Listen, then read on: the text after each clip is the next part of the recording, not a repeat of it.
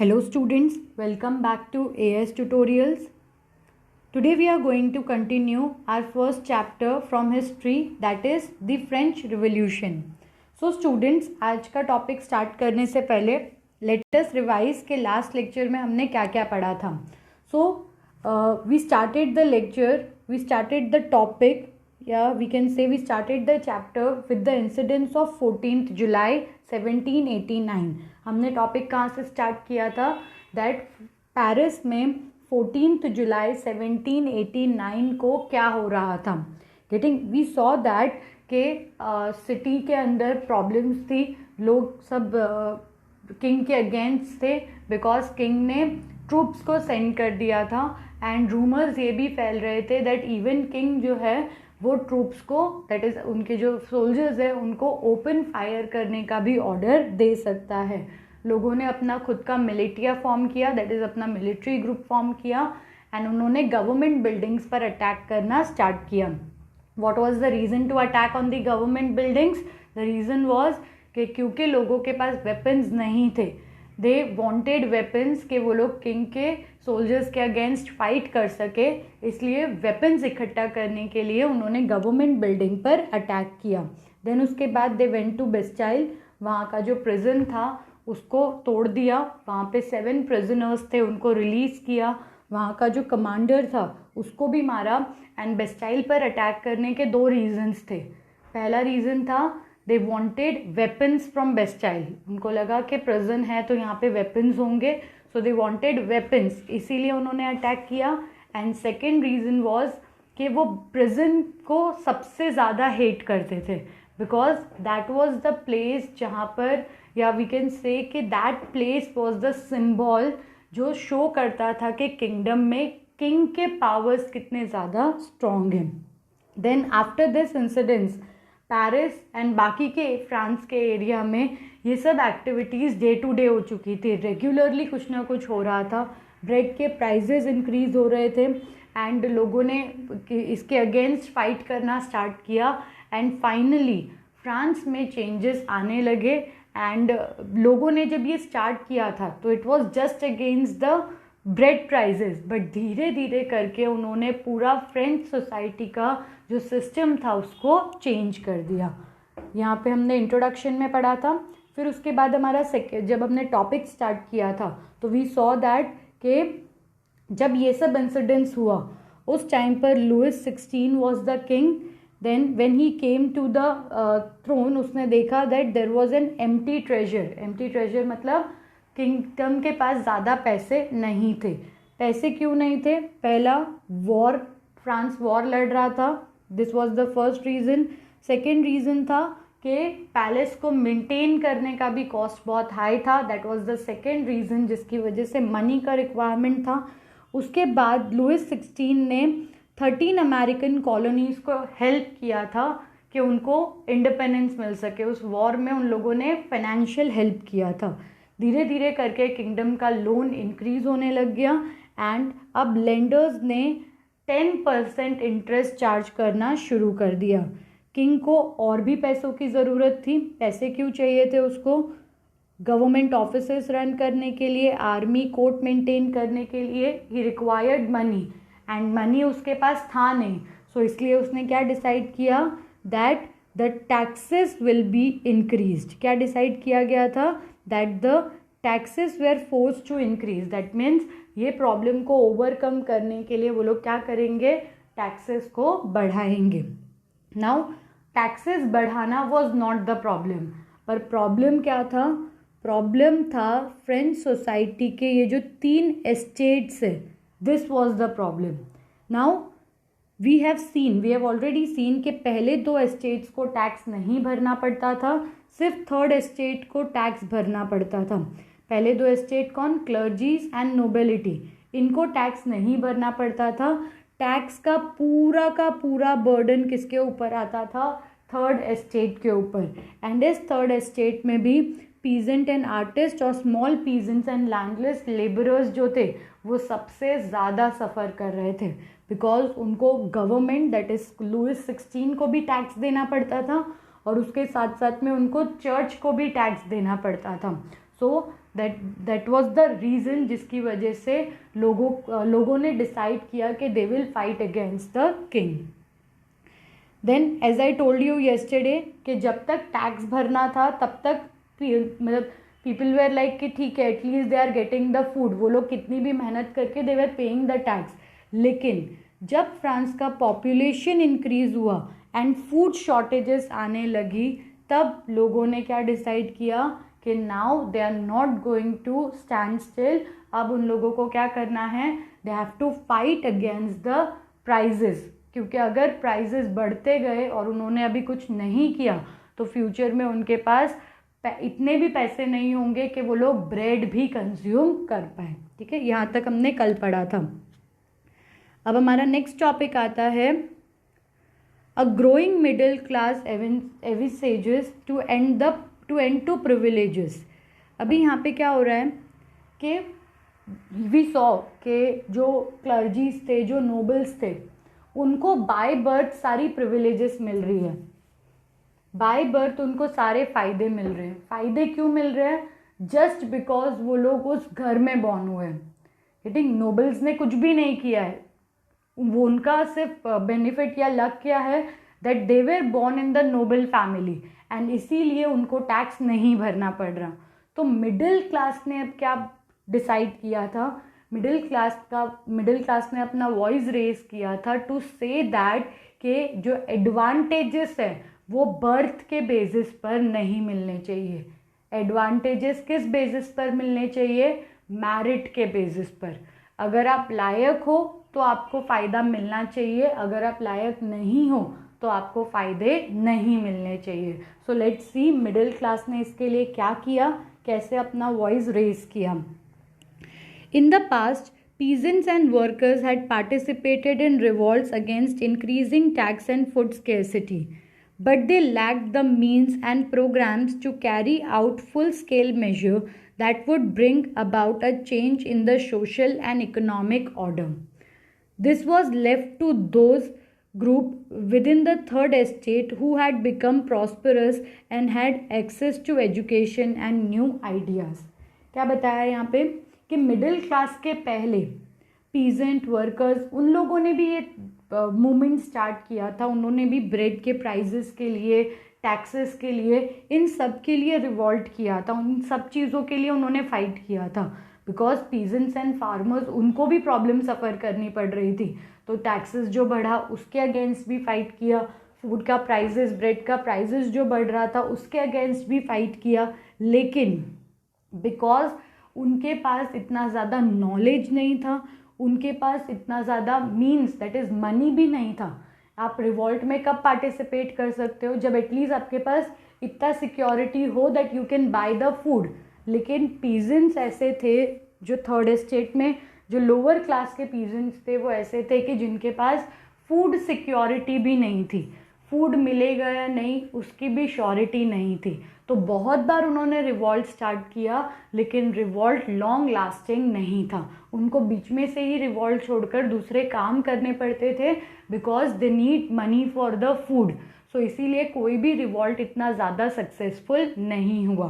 Plus उनके पास इतना knowledge भी नहीं था कि रिवॉल्ट को कैसे कंडक्ट करना है, कैसे रिजल्ट्स आ सकते हैं, कब कौन सी सिचुएशन में कैसे रिएक्ट करना है, इसका भी ज़्यादा नॉलेज उनके पास में नहीं था. तो इसकी पूरी रिस्पॉन्सिबिलिटी किसके ऊपर आ चुकी थी?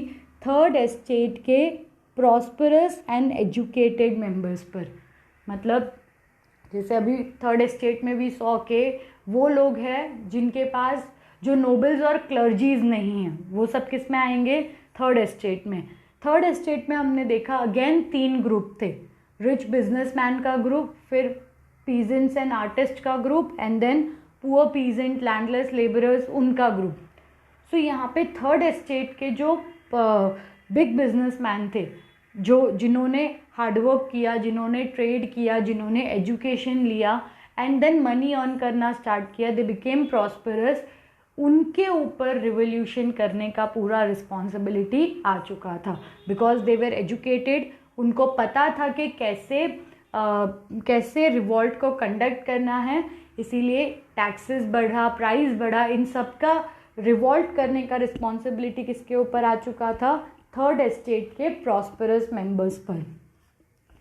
The 18th century witnessed the emergence of social group termed as the middle class, who earned their wealth through an expanding overseas trade and from manufacture of goods such as woolen and silk textile that were either exported or brought by the rich members of the society. In addition to merchants and manufacturers, the third estate include professions such as lawyer or administrative officers. All of this were educated and believed that no group in the society should be privileged by birth. क्या बोला हुआ है यहाँ पे कि 18th century में एक नए क्लास इमर्ज हुआ था and that class was middle class. ये क्लास एजुकेटेड था, ये क्लास ने ट्रेड करके मनी अर्न किया था एंड इस क्लास का दैट इज मिडिल क्लास का मानना था कि किसी भी पर्सन को बर्थ के बेसिस पर एडवांटेजेस नहीं मिलने चाहिए. सी यहाँ पे क्या लिखा है? All of this were educated and believe that no group in society should be privileged by birth. क्या बोला है इन्होंने? कि दे वेर एजुकेटेड एंड उनका मानना क्या था?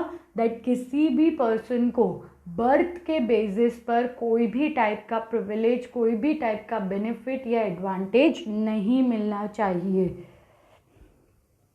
Rather a persons social position must depend on his merit. उनका क्या बोलना था कि किसी भी पर्सन का सोशल स्टेटस किस पर बेस्ड होना चाहिए? मैरिट पर बेस्ड होना चाहिए. मैरिट का मतलब क्या है?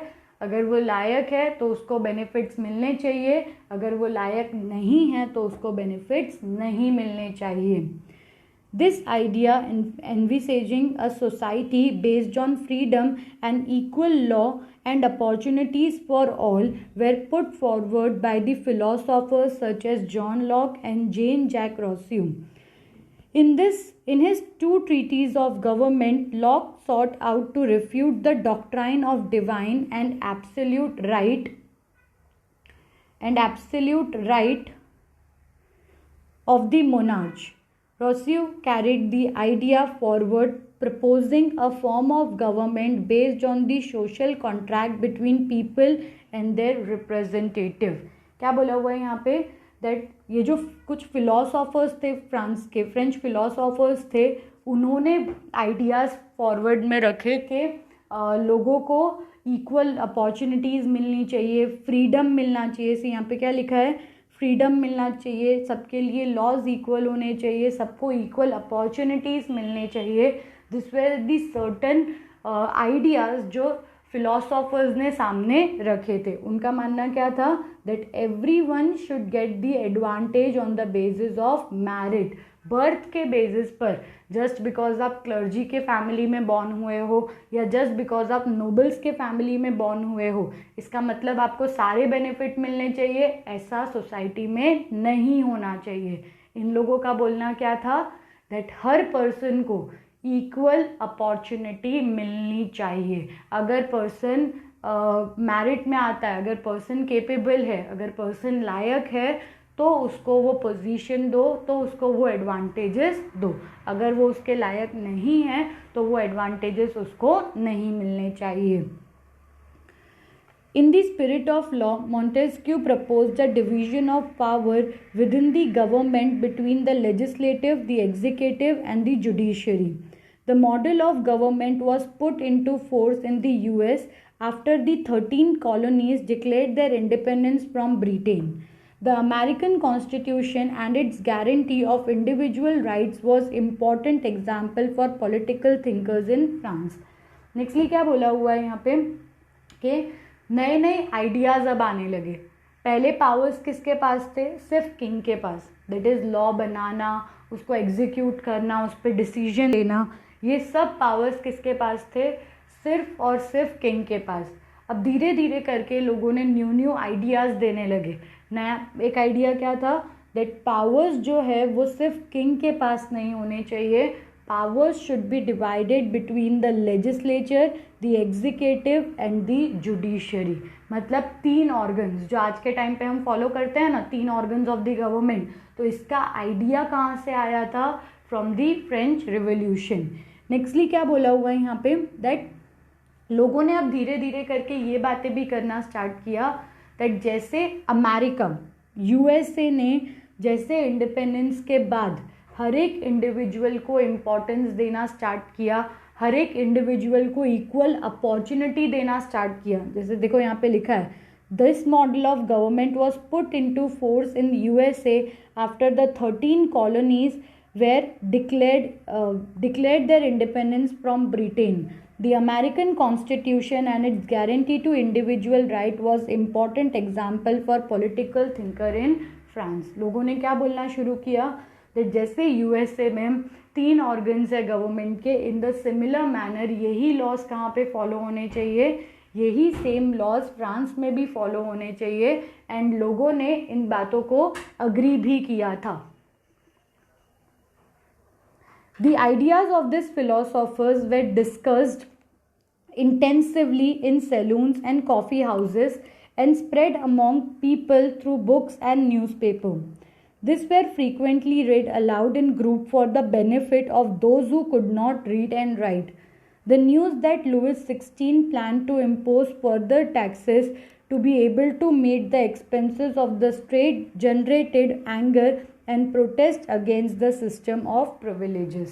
Now ये जो philosophers ने आइडिया दिया था दैट डिस्पोटिक पावर्स नहीं होने चाहिए, सारे पावर्स किंग के पास नहीं होने चाहिए, लेजिस्लेचर एग्जीक्यूटिव जुडिशरी फॉर्म होना चाहिए, देन उसके बाद इंडिविजुअल राइट्स के बारे में हमें सोचना चाहिए, ये सब आइडियाज़ अब धीरे धीरे करके हर जगह पर डिस्कस होने लगे। सैलून में जहाँ लोग मिलते हैं, कॉफ़ी हाउसेस जहाँ पे पब्लिक होती है, वहाँ पर ये लोग बैठ के डिस्कस करने लगे। देन उसके बाद इन फिलोसोफर्स ने जो बुक्स लिखी थी, उन बुक्स में भी इनके आइडियाज़ थे, वो बुक्स लाउडली रीड होने लगी बिकॉज ज़्यादा पॉपुलेशन एजुकेटेड नहीं था, तो हर एक पर्सन को समझ में आ सके इसलिए रीडिंग होता था, so that people could understand के what exactly the world is doing. Privileges धीरे धीरे ख़त्म करने हैं, ये बात से लोग अग्री करें, इसलिए फिलोसोफर्स के आइडियाज़ को स्प्रेड किया जा रहा था। एंड ऑलरेडी लोग लुइस 16 के थोड़ा अगेंस्ट थे, है ना, जो प्रिविलेजेस वाला सिस्टम था उसके अगेंस्ट तो थे ही लोग। एंड तभी न्यूज़ आ गया दैट लुइस 16 टैक्सेस बढ़ाने वाला है। मतलब ऑलरेडी कंट्री के अंदर लुइस 16 को लेकर, किंग को लेकर, उसके पावर्स को लेकर एंगर था, और जब ये न्यूज़ आया कि taxes are going to increase, तब लोगों का गुस्सा और ज़्यादा इंक्रीज़ हो गया एंड उन्होंने प्रोटेस्ट करने का डिसाइड किया। ठीक है, यहाँ पे हमारा पहला टॉपिक ख़त्म होता है। यहाँ पे हमने देखा कि कंट्री का क्या सिचुएशन था जब लुइस 16 ने टैक्सेस बढ़ाने का डिसाइड किया। अब अगले टॉपिक में हम पढ़ेंगे कि जब टैक्सेस बढ़ाने के लिए मीटिंग हुई थी, उस टाइम पर क्या क्या सिचुएशंस हुई थी, उस टाइम पर कौन से इंसिडेंसेस हुए थे। Let's start it. Last topic में क्या देखा हमने, दैट कैसे लुइस 16 ने टैक्सेस बढ़ाया, कैसे लोग उसके अगेंस्ट थे, धीरे धीरे इक्वल अपॉर्चुनिटी के आइडियाज़ जो है वो कैसे स्प्रेड हो रहे थे कंट्री के अंदर, ये सब हमने देखा। नाउ वी विल सी कि लोगों ने लुइस 16 के अगेंस्ट प्रोटेस्ट कैसे स्टार्ट किया। गेटिंग, अब हम क्या देखेंगे कि लोगों ने लुइस 16 के अगेंस्ट प्रोटेस्ट कैसे स्टार्ट किया। The outbreak of the revolution. Louis XVI had to increase tax for a reason you have learnt in the previous section. How do you think he could have gone about doing this? In France of the old regime, the monarch did not have the power to impose tax according to his will alone. Rather, he had to call a meeting of the Estates General, which would then pass his proposal for new tax. The Estates General was a political body to which the 3 estates sent their representative. However, the monarch alone could decide when to call the meeting of this body. The last time it was done in 1614. Okay, अब क्या दिया हुआ है यहाँ पे कि Louis 16 ने decide किया कि टैक्सेस बढ़ाने हैं। ठीक है, बट फ्रांस में एक रूल था कि किंग अपनी मर्जी से कभी भी टैक्स नहीं बढ़ा सकता। टैक्स जब भी उसको इंक्रीज करना है तो उसे क्या करना पड़ेगा, उसे तीनों एस्टेट के रिप्रेजेंटेटिव्स के साथ मिलके डिस्कस करना पड़ेगा, वोटिंग होगा एंड वोटिंग के अकॉर्डिंग टैक्सेस बढ़ेगा या कम होगा। मतलब जैसे भी, अगर फेवर में रहा तो बढ़ेगा, अगर अगेंस्ट में रहा तो कम होगा। तो अब आपको ऐसा लग रहा होगा कि कितना सही डेमोक्रेटिक सिस्टम है, वोट हो रहा है, अगर वोट फेवर में हुआ तो ही बढ़ेगा, अगर फेवर में नहीं हुआ तो नहीं बढ़ेगा। गेटिंग, अभी तक हमें ऐसा लग रहा है, बट जब आप आगे देखोगे कि एस्टेट के रिप्रेजेंटेटिव्स कैसे डिवाइडेड थे तो यू विल अंडरस्टैंड कि ये सिर्फ नाम के लिए डेमोक्रेटिक है, ट्रूली डेमोक्रेटिक नहीं है। सो देखो क्या पढ़ा है इस पैराग्राफ में हमने, दैट लुइस 16 अकेला टैक्स नहीं बढ़ा सकता था, उसको क्या करना था, मीटिंग बुलानी थी जिसमें तीनों एस्टेट्स आएंगे, ठीक है। हाँ, पर एक चीज़ थी कि ये मीटिंग कब बुलानी है वो किंग अपने आप डिसाइड कर सकता है। एंड 1789 के पहले ये मीटिंग कब बुलाई गई थी, 1614 में, मतलब कुछ 150 साल के बाद ये मीटिंग वापस बुलाई जा रही थी, ठीक है। मोर देन 150 ईयर्स के बाद ये मीटिंग वापस बुलाई जा रही थी। लेट्स सी इस मीटिंग में क्या हुआ।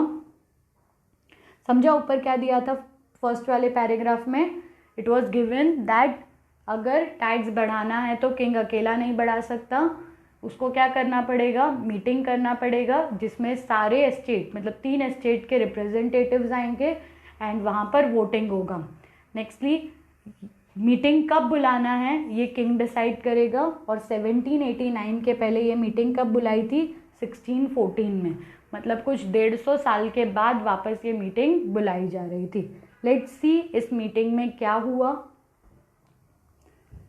On 5 May 1789 Louis XVI called together an assembly of the Estate General to pass proposal for the new tax. A representative hall in Versailles was prepared to host the delegates.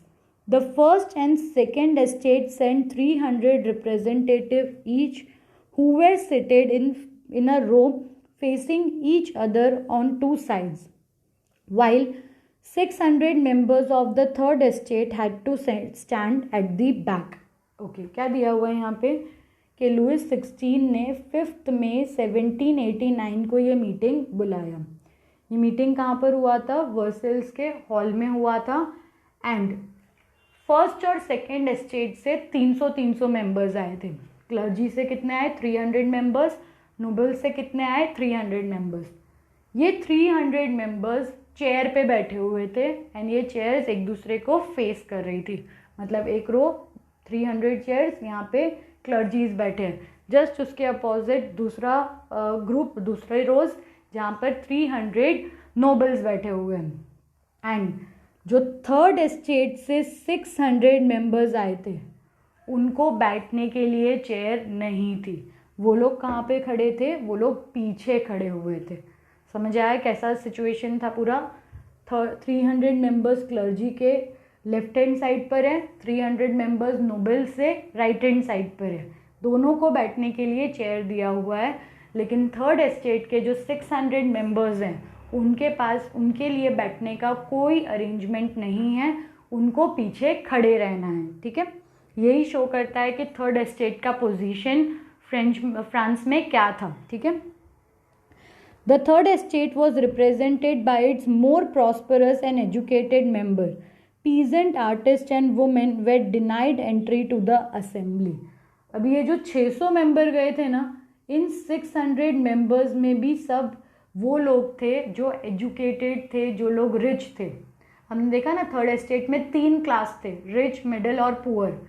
तो जो लोग rich थे, big businessman, lawyer, administrative officers, सिर्फ उनको meeting में जाना allowed था। Peasants, artisans, women, इनको मीटिंग में एंट्री अलाउड नहीं था।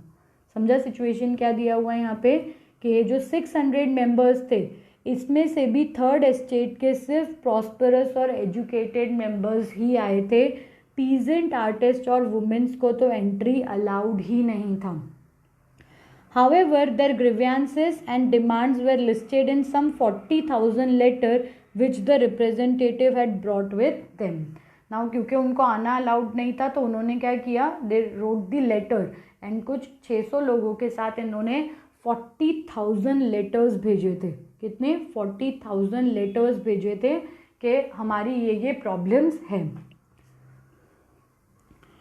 Voting in the Estate General in the past have been conducted according to the principle that each estate had one vote. अब देखो सिचुएशन यहाँ पे क्या है, वोटिंग को भी कैसे इन लोगों ने अपने फ़ायदे के लिए यूज़ किया है वो देखना. कि रूल था कि वोटिंग कैसे होगी, वन मैन वन वोट नहीं होगा, वन एस्टेट वन वोट होगा. गेटिंग? क्लर्जीज के पास 300 वोट नहीं है, एक ही वोट है, सबका मिलाकर एक. नोबल्स के पास सबका मिलाकर एक. और थर्ड एस्टेट के 600 मेंबर्स के पास भी कितना वोट है, सिर्फ एक वोट है. This time too Louis 16 was determined to continue the same practice. इस बार भी लुइस 16 सेम चीज़ करने वाला था, है ना, वन एस्टेट वन वोट. लेकिन लोगों ने इसका अपोज किया. अपोज करने का रीज़न क्या है, देखो 3 एस्टेट्स है, एक क्लर्जी, एक नोबल और एक थर्ड एस्टेट. एक वोट क्लर्जीज के पास, एक वोट नोबल्स के पास, एक वोट थर्ड एस्टेट के पास. अब क्लर्जीज और नोबल्स को तो टैक्स भरना ही नहीं है, तो टैक्स कम हो या बढ़े इससे इन दोनों को कोई फर्क नहीं पड़ता. गेटिंग? तो ये लोग तो क्या करेंगे, ये लोग टैक्स बढ़ाने के फेवर में वोट देंगे. मतलब 2 वोट ऑलरेडी किसके पास चला गया, टैक्स इंक्रीज करने के फेवर में चला गया. अब थर्ड एस्टेट वोट करे या ना करे कोई फ़र्क ही नहीं पड़ता. गेटिंग? सिचुएशन क्या है यहाँ पे, दैट पूरे एस्टेट के पास एक एक वोट है, तो क्लर्जीज भी ऑब्वियसली टैक्स बढ़ाने के फेवर में वोट करने वाले हैं, नोबल्स भी बढ़ाने के फेवर में वोट करने वाले हैं. तो अब थर्ड एस्टेट वोट करे या नहीं करे उससे कोई अफेक्ट पड़ने ही नहीं वाला है. गेटिंग? कोई इम्पैक्ट ही नहीं होगा. इसीलिए थर्ड एस्टेट ने क्या डिसाइड किया कि वो लोग वोट्स नहीं देंगे और उन्होंने डिमांड किया दैट वोटिंग एस्टेट के बेसिस पर नहीं होनी चाहिए. वोटिंग किसके बेसिस पर होनी चाहिए, पर्सन के बेसिस पर होनी चाहिए. ठीक है. But the member of third estate demanded that the voting now be conducted by the assembly as a whole, where each member would have one vote. This was one of the democratic principle. Now लोगों ने क्या demand किया, that voting one person पर होनी चाहिए, one estate पर नहीं होनी चाहिए. ये प्रिंसिपल, ये डिमांड उन्होंने रखी. एंड ये डिमांड किसके अकॉर्डिंग थी, कुछ फिलोसॉफर्स के अकॉर्डिंग थी.